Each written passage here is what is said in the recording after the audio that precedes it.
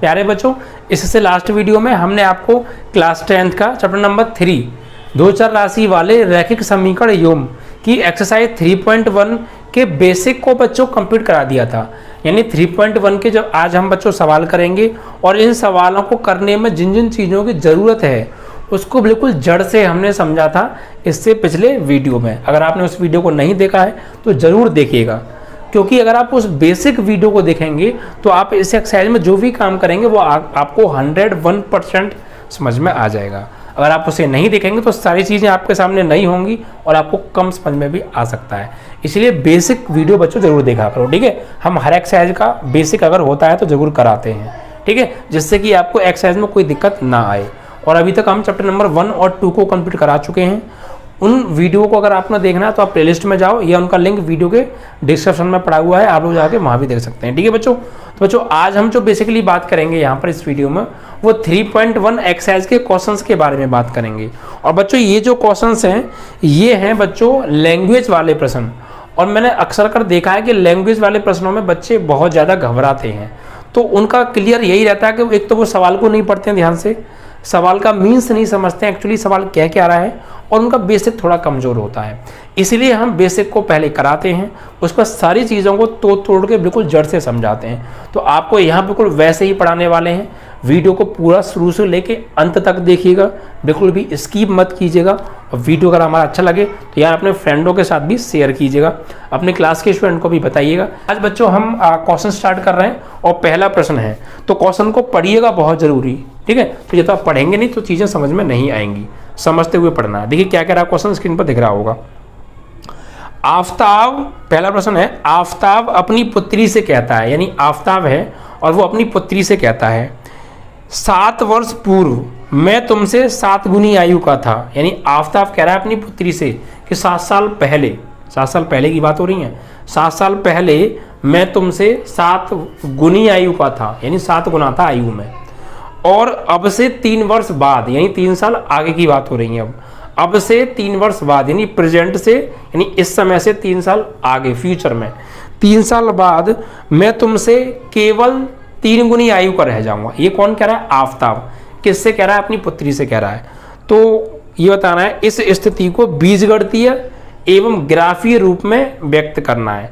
यानी इस लैंग्वेज को पढ़ के हमें दो चर राशि वाले रैखिक समीकरण युग बना लें, यानी कि उन्हें क्या बोलते हैं? बीजगणितीय समीकरण। हमें बीजगणितीय समीकरण बनाने और फिर उनको ग्राफ पर भी हमें दर्शाना है। ये बच्चों हमसे कहा है इसमें, ठीक है। तो कैसे ग्राफ पर दर्शाएंगे, ठीक है, और किस तरीके से बीजगणितीय समीकरण बनाएंगे, आइए समझते हैं। तो क्वेश्चन को समझना बहुत जरूरी है। तो देखिए बच्चों यहाँ पर आफताब की उम्र और उसकी पुत्री की उम्र के बारे में बात हो रही है, तो इसलिए पहले हमें उनकी उम्र का पता होना बहुत बेहद जरूरी है, वो भी वर्तमान उम्र। लेकिन आफताब की वर्तमान उम्र प्रश्न में तो दी नहीं है, ना उसकी पुत्री की वर्तमान उम्र दी है। तो जब नहीं दी है तो हम मानते हैं, ऐसे प्रश्नों में क्या मानते हैं? मानने को आप कुछ भी मान सकते हैं, ठीक है। तो यहाँ पर हम मानेंगे, क्या करेंगे? मानेंगे। पहला प्रश्न है बच्चों, यहाँ मानेंगे आफताब की वर्तमान उम्र। माना आफताब की वर्तमान उम्र, वर्तमान उम्र हम मान लेते हैं x वर्ष, यानी आफताब जो है इस समय x वर्ष का है, ठीक है। तो यहाँ पर हम ग्राफ भी बनाएंगे, तो चीज़ों को ध्यान से समझिएगा अभी से, ठीक है। तो आफताब की हमने वर्तमान उम्र, यानी इस समय हमने मान लिया कि आफताब इस समय x वर्ष का है, और आफताब की पुत्री की, माना आफताब की पुत्री की वर्तमान उम्र, यानी उसकी पुत्री जो है इस समय हमने मान ली कि वो y वर्ष की है, ठीक है। कितने वर्ष की है? y वर्ष की है। अब सवाल को ध्यान से पढ़ना है और यहाँ पर शर्तों को ध्यान से पढ़ना है, ठीक है। और देखिएगा इस सवाल में ये जो मैं लैंग्वेज लिख रहा हूँ ना, ये जो हिंदी लिख रहा हूँ, ये हिंदी भी बेहद जरूरी होती है। अगर आप ये लैंग्वेज नहीं लिख कर आएंगे तो आपके इसके नंबर बोर्ड में कट जाते हैं। तो आपको लैंग्वेज भी लिखनी है, आपको समझ के चलना है सारी चीजें, ठीक है। तो हमने आफताब की वर्तमान उम्र मान ली x वर्ष और उसकी पुत्री की वर्तमान आयु मान ली हमने y वर्ष। अब प्रश्नानुसार प्रश्न में क्या कहा है बच्चों? प्रश्न में क्या कहा है? पहली शर्त, 2 शर्त हैं इसमें, तो हम फर्स्ट शर्त की बात कर रहे हैं। फर्स्ट शर्त क्या है, किताब में ध्यान से पढ़िए। आफताब ने कहा है कि 7 वर्ष पूर्व मैं तुमसे 7 गुनी आयु का था, ये है शर्त। 7 वर्ष पूर्व मैं तुमसे 7 गुनी आयु का था। इस बात को कौन कह रहा है, आफताब कह रहा है। यानी आफताब मीन्स एक्स। आफताब क्या है, आफताब एक्स ही तो माना है हमने, और पुत्री वाई, यानी एक्स कह रहा है वाई से। क्या कह रहा है कि 7 वर्ष पहले मैं तुमसे 7 गुनी आयु का था। तो यहां पर ध्यान से समझिएगा, क्योंकि इसी भाषा को पढ़कर बीजगणितीय समीकरण बनने वाली है, इसलिए ये चीज अपने आप में बहुत बेहद इंपॉर्टेंट है। इसलिए मैंने यहाँ पर इसको लिखा भी है, क्योंकि लिखकर आपको अच्छे से समझा सकूं। ठीक है, तो मैं पूरा यहाँ पर लिख के समझाऊंगा। इसी लाइन से पहली बीजगणितीय समीकरण बनने वाली है। ठीक है, अब देखिए ये बात ध्यान रखिएगा, आफताब का मतलब है एक्स और उसकी पुत्री का मतलब है भाई। तो यहाँ पर 2 लोगों के बीच में बात हो रही है। किन 2 लोगों के बीच में, एक तो आफताब और उसकी पुत्री, उन दोनों के बीच में बात हो रही है।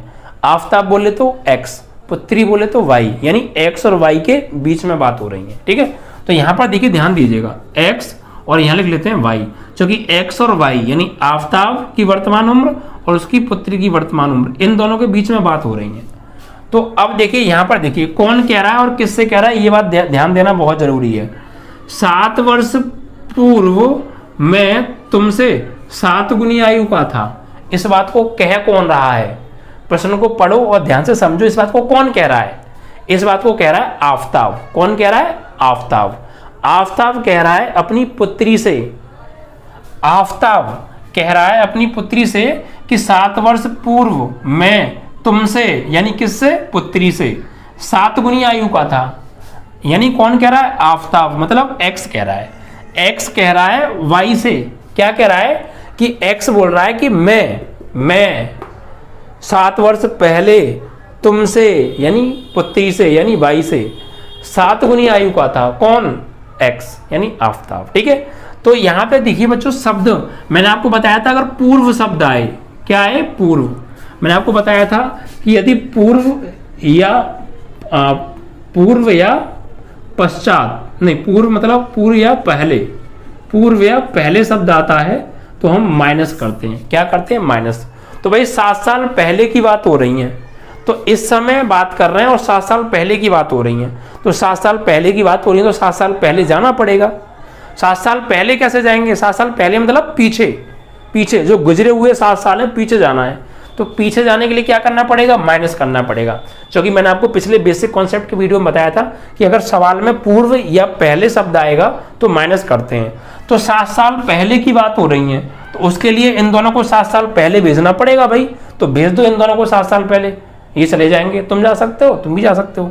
कैसे, देखिए ऐसे, एक्स जो उसका जो आफताब है उसकी इस समय एक्स वर्ष का, ये इस समय, तो 7 साल पहले कितने का होगा, तो इसमें से 7 घटा दो, इतने का होगा। ऐसे ही उसकी पुत्री इस समय वाई वर्ष की है, तो 7 साल पहले कितने की होगी, तो 7 घटा दो। घटा क्यों रहे हैं, क्योंकि पूर्व या पहले शब्द है तो घटाते हैं। और वैसे भी देखो यार, हम इस समय हैं और अब से 7 साल पीछे जाना चाहते हैं, तो 7 साल कमी तो करनी पड़ेगी। अगर मान लीजिए आप इस समय 15 साल के हैं और मैं कहूँ 7 साल पहले चलना है आपको, तो 7 साल पहले क्या करना पड़ेगा, आपको 7 घटाना पड़ेगा, यानी 8 साल। जब आप 8 साल के होंगे तब की बात हो रही है, यही तो बात हो गई। तो ऐसे ही 7 साल पहले की बात हो रही है, इसलिए दोनों को 7 साल पीछे लेके जाना पड़ेगा पहले। तो घटा के 7 साल पीछे पहुंच गए।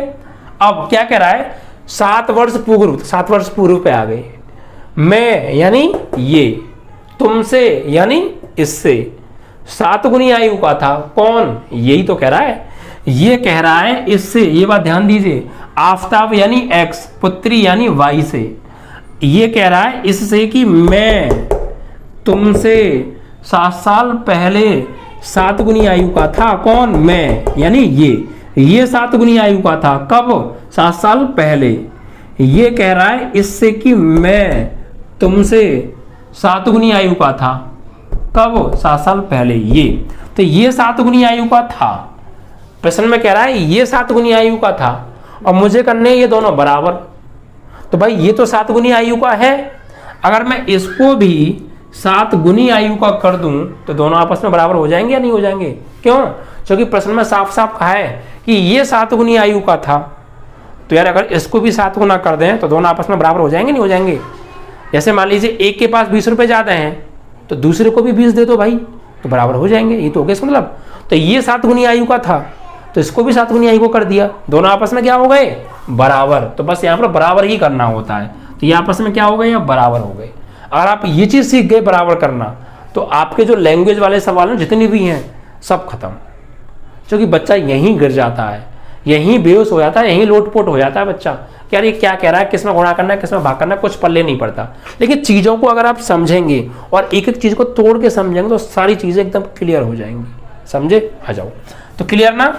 आफताब पुत्री से कहता है 7 साल पहले मैं तुमसे 7 गुनी आयु का था, तो ये तो 7 गुनी आयु का है, प्रश्न में कहा है, इसको और 7 गुनी आयु को कर दो, दोनों आपस में क्या हो गए? बराबर। बस यहीं से बनेगी बीजगणितीय समीकरण। तो अब देखो ये तो x - 7 है और 7 का करेंगे y में, तो 7y और 7 का करेंगे -7 में 7 7 49।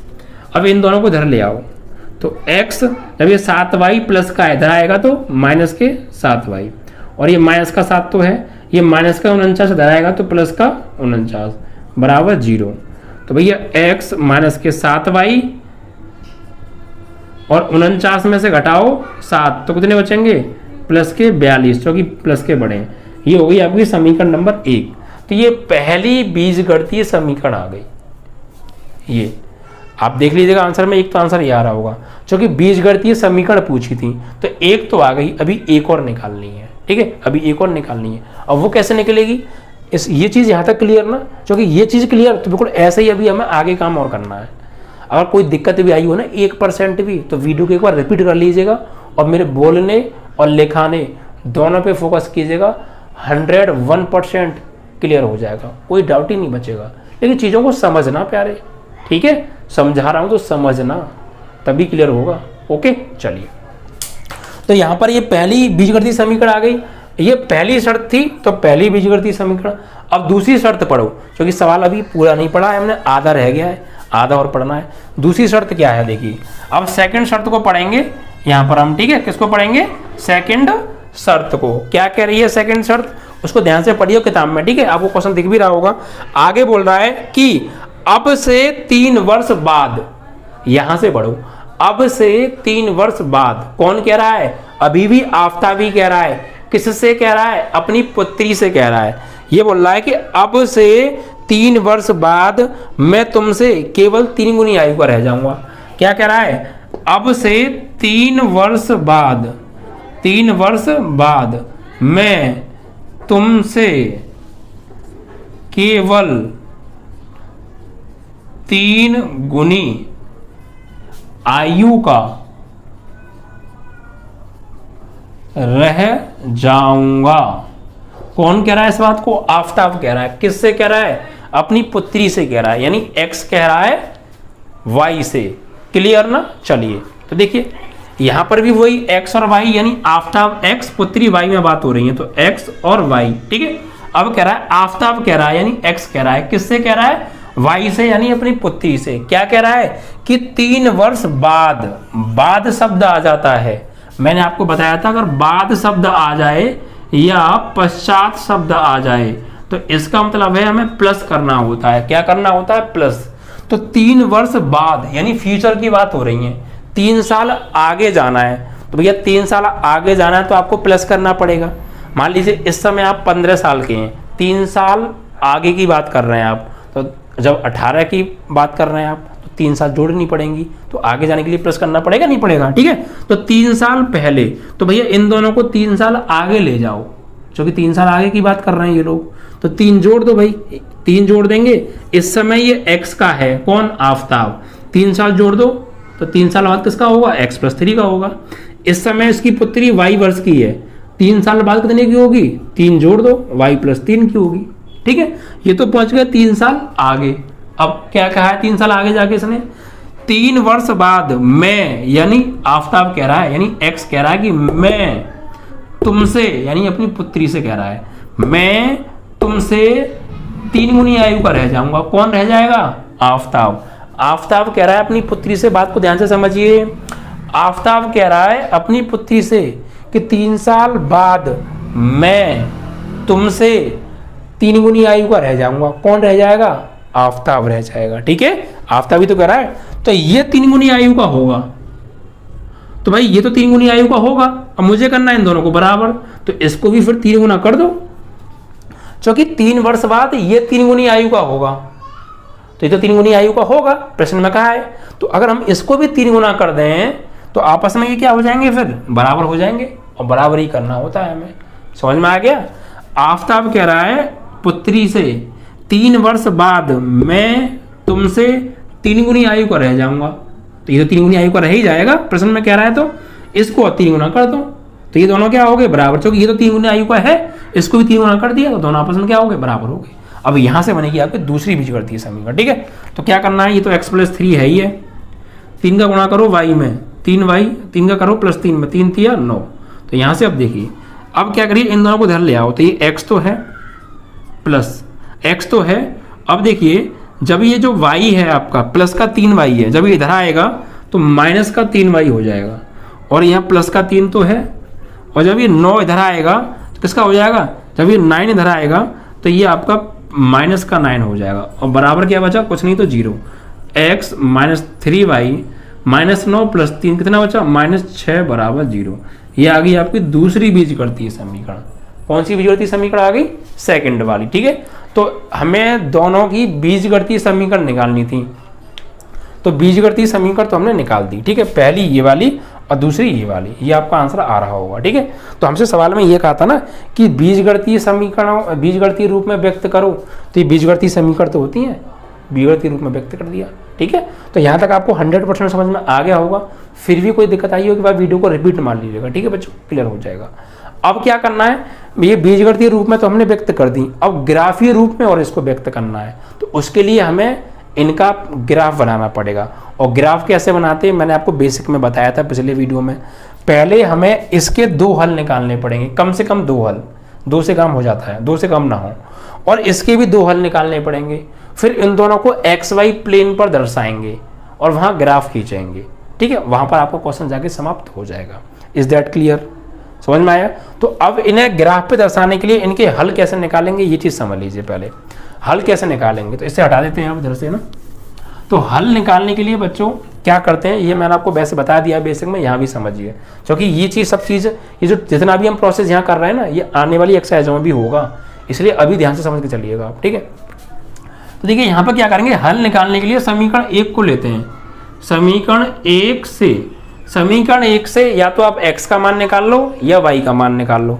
तो ये समीकरण 1 ये है, यहाँ से x का मान निकाल लेते हैं। तो क्या करते हैं, x तो है, ठीक है, और बराबर इस -7y को आप उधर ले जाओ।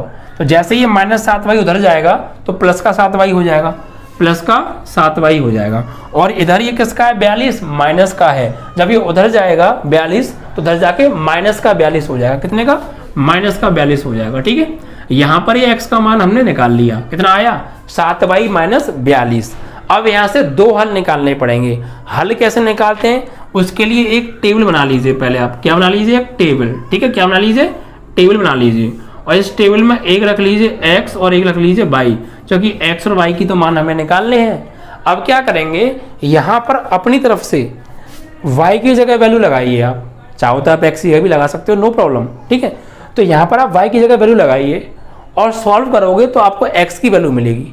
लेकिन वैल्यू रखने से पहले आपको 2 बातों का ध्यान रखना है।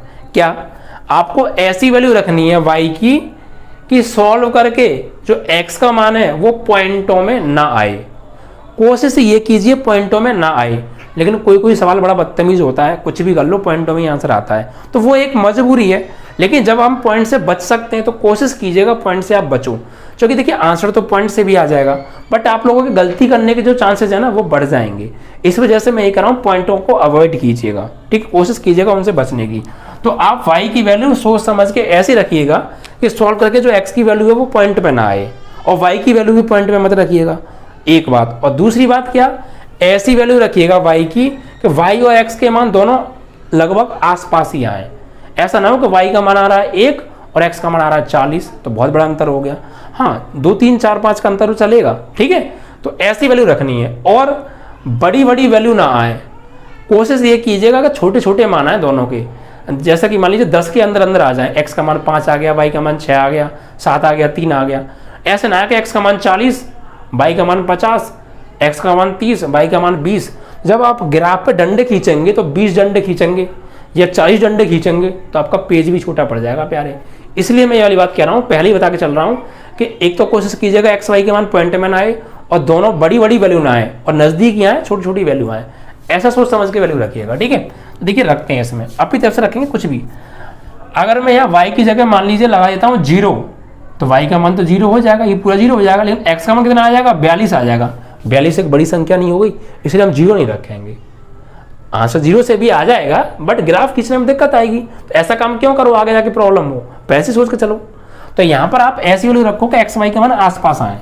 तो यहाँ पर अगर मैं y की जगह लगा दूँ मान लीजिए 5, y की जगह लगा दूँ 5, तो 5 सत्ते 35 और ये माइनस के 42, तो x का मान 7 आएगा, तो y का मान 5, x का मान 7 आ जाएगा।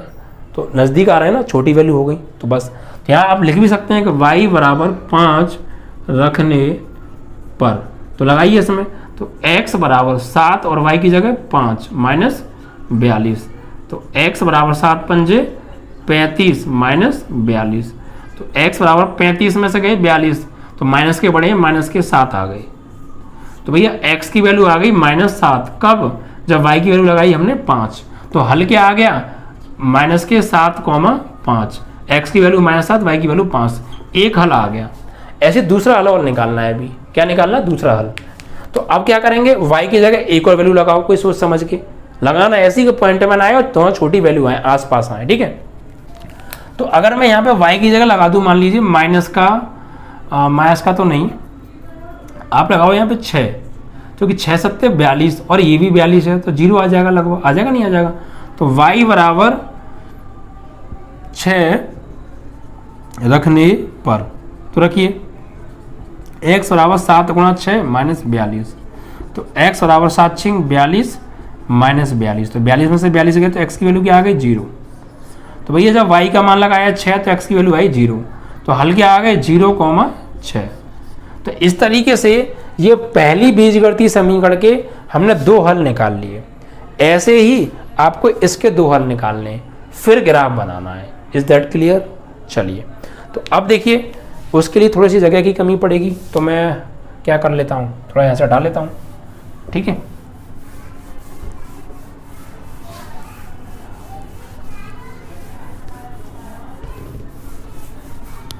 अब यहाँ लिखेंगे समीकरण 2 से। कहाँ से? समीकरण 2 से। समीकरण 2 क्या है, ये रही। यहाँ से आप x का या y का मान निकाल लो, तो x का मान निकाल लेते हैं, आप चाहो y का भी निकाल सकते हो। अब देखिए इस -3y को जब मैं उधर लेके जाऊँगा तो प्लस का 3y हो जाएगा। ये माइनस का 6 है, जब इसको मैं उधर ले जाऊँगा तो प्लस का 6 हो जाएगा। यहाँ तक कोई समस्या? बस अब आपको यहाँ पे एक बॉक्स बना लेना है, ठीक है। ये ऊपर वाला कहीं लिख लो, वैसे कोई दिक्कत नहीं है। ये x और ये y। अब देखिए यहाँ पर अपनी तरफ से y की जगह वैल्यू लगानी है कुछ भी, और ध्यान क्या रखना है कि x y के मान नज़दीक आए, पॉइंट के ना आए, ज़्यादा बड़े ना आए, ठीक है। देखिए अगर मैं यहाँ y की जगह लगा दूँ, मान लीजिए y की जगह लगा दूँ यहाँ पर 1, y बराबर 1 रखने पर माइनस का 1 लगाओ, माइनस का 1, ठीक है। तो माइनस का 1, तो x बराबर 3 गुणा -1 प्लस 6, तो x बराबर 3 का -1 में -3 प्लस 6, तो x की वैल्यू 6 में से 3 गए 3। तो भैया y की वैल्यू लगाई -1, तो x की वैल्यू कितनी मिली, 3 मिली। तो क्या आ गए 3, -1, एक हल आ गया। दूसरा हल, एक और मान लगाओ y का अपनी तरफ से, तो क्या लगा सकते हैं, -2 लगा दें, तो y बराबर -2 रखने पर, कुछ भी रख सकते हैं अपनी तरफ से, कुछ भी, जरूरी नहीं आप -2 रखें, आपके मन में आ रहा कुछ और रख दीजिएगा, बस जो बातें बताई उनका ध्यान रखेंगे तो ज़्यादा बेहतर रहेगा। तो x बराबर 3 गुणा x की जगह -2 और ये +6, तो 3 दूनी -6 प्लस 6 कट गया, तो x की वैल्यू क्या आ गई 0 आ गई। तो भैया y की वैल्यू लगाई हमने -2, तो x की वैल्यू आई 0, तो यानी कि 0, -2। तो इस तरीके से ये दूसरी वाली जो बीजगणितीय समीकरण थी इसके भी दोनों हल आ गए और इसके भी दोनों हल आ गए। अब हम आराम से ग्राफ खींच सकते हैं। क्या खींचना है? हमें ग्राफ खींचना है। तो ग्राफ खींचने के लिए हमें हल चाहिए। तो समीकरण 1 के हल क्या है? समीकरण 1 के हल क्या है? समीकरण 1 के हल है, एक तो है आपका -7,5 और दूसरा हल है आपका 0,6। ऐसे ही समीकरण 2 के हल क्या है? पहला हल निकाला है हमने 3,-1 और दूसरा हल है 0,-2। ठीक है, अब हम आराम से ग्राफ बनाएंगे। हमने इन हलों को यहाँ साइड में क्यों लिख लिया? क्योंकि यहाँ हमें जगह खाली चाहिए ग्राफ बनाने के लिए। ठीक है, चलिए तो इनको अब हटा देते हैं, इनका कोई काम नहीं है। बिंदु हमारे पास आ गए, मेन थे बिंदु। ठीक है, अब हम यहाँ पर आराम से ग्राफ ड्रॉ कर सकते हैं। ठीक है, चलिए तो चीज़ें क्लियर तो हो रही है ना आपको, किस तरीके से हम हल निकाल रहे हैं। ये सारी चीज़ें कॉन्सेप्ट वाइज आपको क्लियर होनी चाहिए, तो सारी चीज़ें बहुत अच्छे से हो जाएंगी। ठीक है बच्चों, चलिए तो अब देखिए यहाँ पर हम क्या करेंगे। तो भैया आप ग्राफ बनाने के लिए क्या करना पड़ेगा? एक एक्स एक्सिस और एक वाई एक्सिस खींचनी पड़ेगी। ठीक है, अब पहले आप मुझे ये बताइए, पढ़ाई कर रहे हो घर पे नहीं कर रहे हो? पढ़ाई कर रहे हो घर पे नहीं कर रहे हो? पढ़ लो भाई साहब, नहीं दिख रहा है ये? बहुत पढ़ाई लगाता हूँ मैं भाई। क्यों है? आपकी पढ़ाई लगाने के लिए लेकर आया हूँ मैं। आप लोग पढ़ते हैं नहीं पढ़ते हैं?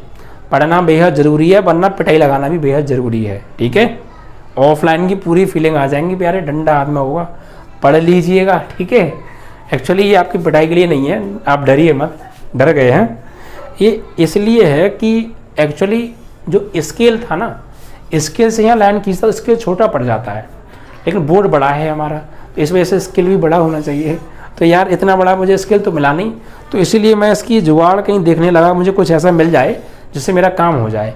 और असली बात बताऊं, आपकी कल वीडियो इसी बात पे नहीं आई थी, क्योंकि यार इस एक्सरसाइज को कराने से पहले मुझे पता था ग्राफ बनेंगे बड़े बड़े, तो ग्राफ खींचने के लिए कुछ ऐसी चीज़ मिल जाए जिससे हम आराम से काम कर सकें और आपको 100% समझ में आ जाए। इसीलिए मैंने यार क्या करूं, तो फिर मैं एक जगह गया, ये लेके आया आपके लिए लकड़ी, इसी का मैंने यार स्क्रिप्ट बना लिया आपके लिए। क्या करें? ठीक है, तो कभी कभी पिटाई लग जाएगी प्यारे, पढ़ लेना। ठीक है, तो इसलिए है डंडा। ठीक है, कि हम ग्राफ आराम से ड्रॉ कर सकें। तो भाई ग्राफ ड्रॉ करने के लिए हमें क्या करना पड़ेगा? एक्स एक्सिस और वाई एक्सिस खींचनी पड़ेंगी। ठीक है, तो उसके लिए यहाँ पर हम बड़ा सा ग्राफ बना लेते हैं। ठीक है प्यारे, चलिए भाई लकड़ी महोदय काम करना शुरू कर दीजिए।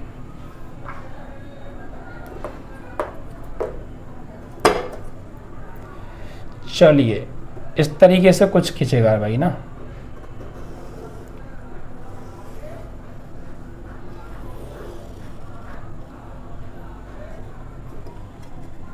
फिर वाई एक्सिस खींच लीजिए, ये वाई एक्सिस खींच गई, आप एक्स एक्सिस और खींच लीजिए।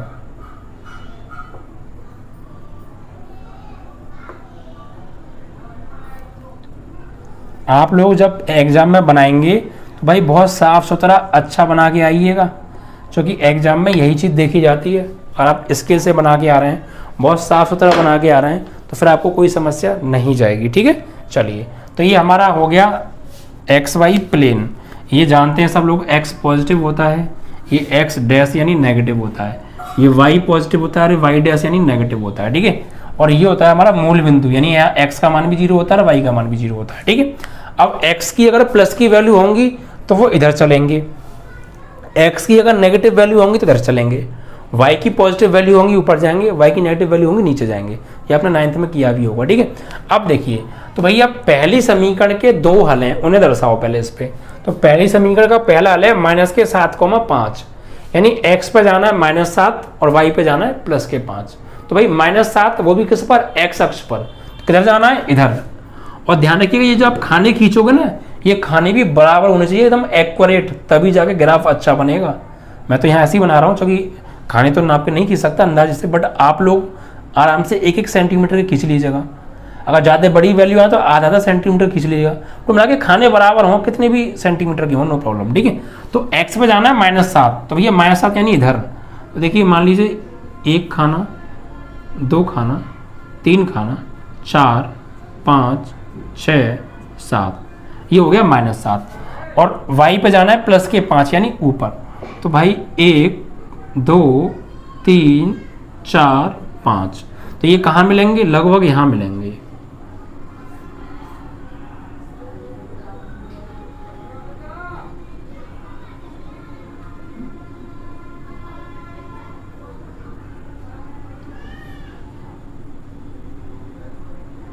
ठीक है, यहाँ पे लगभग।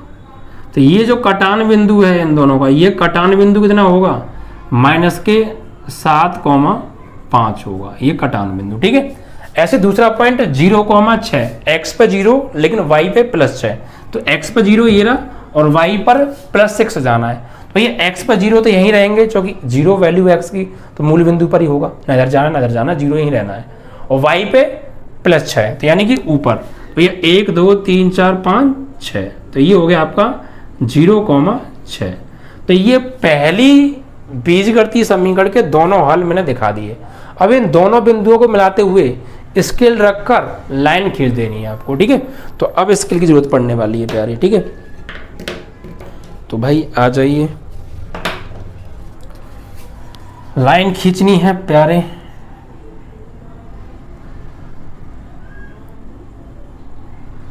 तो आप लोग नापतोल करके आइएगा, इसलिए मैं आपको प्रैक्टिकली पूरा बता रहा हूँ यार। देखिए मेरा काम ये है कि आपको 100% दे दूँ, जैसे कि आप पेपर में भी 100% दे के आए और आप नंबर भी 100% ही लेकर आए। ओहो, हिलो मत, इस तरीके से। ठीक है, तो ये पहली लाइन हो गई हमारी। कौन सी बीजगणितीय समीकरण है ये, पहली है। ठीक है, पहली वाली है, 42 वाली आई थिंक, है ना। ऐसे दूसरी के अब दो हल हैं। दूसरी का दो हल कौन से हैं, ये वाले और ये वाले। अब इन्हें दर्शाओ। तो x पे 3 और y पे -1, x पे +3 y पे -1, तो +3 यानी इधर 1 2 3 और y पर -1 यानी नीचे की ओर, तो ये -1 यहाँ होगा। ये लगभग यहाँ पर आके मिलेंगे, ये कटान बिंदु होगा। ठीक है, 3, -1।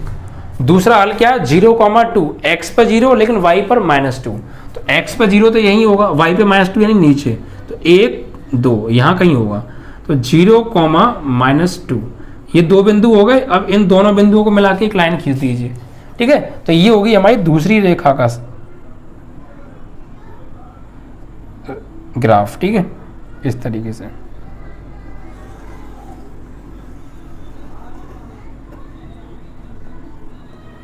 ठीक है, इस तरीके से चीज क्लियर हो रही है ना। ये हो गया हमारा दूसरी समीकरण। ठीक है, तो दो बीजगणितीय समीकरण बनाई थी। पहली वाली का ग्राफ ये है और दूसरी वाली का ग्राफ ये है। तो हमसे ये भी कहा था कि इनको ग्राफीय रूप में व्यक्त कीजिए, तो हमने इसको ग्राफीय रूप में भी व्यक्त कर दिया। इस तरीके से आपका ये पहला प्रश्न कंप्लीटली सॉल्व हो जाता है। अगर बच्चों सवाल में वो ये भी कहते कि x की जो आफताब है उसकी वर्तमान उम्र बताओ कितने वर्ष का है वो इस समय, और उसकी पुत्री कितने वर्ष की है, अगर वो ये कहता प्रश्न में, ये कहा नहीं है वैसे, तो हम क्या करते कि इन दोनों लाइनों को आगे बढ़ाते हो। आप देख भी सकते हैं यहाँ पर इन दोनों लाइनों के बीच में बहुत सारा गैप है, लेकिन जैसे जैसे हम आगे बढ़ते जा रहे हैं तो ये गैप कम होता जा रहा है, यहाँ के गैप कम हो गया है। तो इनको और आगे जब हम बढ़ाएंगे तो एक टाइम ऐसा आएगा कि दोनों लाइन एक दूसरे को काट देंगी, दोनों लाइन एक दूसरे को काट देंगी। जिस बिंदु पर ये दोनों लाइनें आगे बढ़ाने पर काटेंगी वो कटान बिंदु, जो कटान बिंदु निकल के आएगा, जैसे मान लीजिए अंदाजे से बता रहा हूँ, जैसे ये आगे बढ़ के गई इस तरीके से और ये आगे बढ़ के गई कुछ इस तरीके से, और ये मान लीजिए यहाँ पे आके काट दिया इन्होंने, यहाँ पे आके ये काट दिया, तो ये कटान बिंदु कुछ तो निकल के आएगा भाई। x की वैल्यू कुछ होगी यहाँ पे और y की वैल्यू कुछ होगी, तो ये जो कटान बिंदु होगा, तो कटान बिंदु जो निकल के आएगा, जो पहला मान होगा वो होगा x का और जो दूसरा मान होगा वो होगा y का। ठीक है, पहला मान होगा x का, दूसरा मान होगा y का। अगर हम इसको सॉल्व करेंगे, वैसे पूछा नहीं है, सॉल्व करोगे आप तो जो x की वैल्यू है वो आएगी आपकी 42 और y की वैल्यू है वो आएगी आपकी 12। कितनी आएगी? 12। तो यानी कि आफताब की जो वर्तमान उम्र है, यानी आफताब इस समय 42 वर्ष का है और उसकी पुत्री इस समय 12 वर्ष की है। लेकिन ये चीज़ पूछी नहीं है, मैं आपको आगे तक की बात इसलिए बता रहा हूँ क्योंकि आगे जाके हम यही सब कुछ डिस्कस करने वाले हैं। ठीक है, तो इन दोनों ग्राफों का जो कटान बिंदु होगा ना, उस कटान बिंदु में जो पहला मान होगा वो आफताब की वर्तमान उम्र होगी, जो दूसरा मान होगा वो उसकी पुत्री की वर्तमान उम्र होगी। लेकिन यहाँ पूछा नहीं था, सिर्फ यहाँ पे ये कहा था कि बीजगणितीय रूप में व्यक्त करो। तो दो समीकरण हमने बनाई थी एक्स वाई की फॉर्म में, वो बीजगणितीय समीकरण थी। और ग्राफीय रूप में भी व्यक्त करो तो हमने उसका ग्राफ भी बना दिया। ठीक है, इस तरीके से आपका ये पहला प्रश्न कंप्लीटली सॉल्व हो जाता है और सीधे लॉन्ग क्वेश्चन आता है बच्चों। ये तो आपने समझा क्या कॉन्सेप्ट था सवाल को करने का। बस यही कॉन्सेप्ट अगर आप समझ गए तो पूरी एक्सरसाइज खत्म और आने वाली कई एक्सरसाइज खत्म। क्योंकि आने वाली एक्सरसाइजों में भी हम ऐसे ग्राफ बनाने वाले हैं, ऐसे ही सॉल्व करेंगे, पूरा सब कुछ यही करने वाले हैं। तो अभी से समझ के चलिएगा पहले सवाल से, ठीक है। और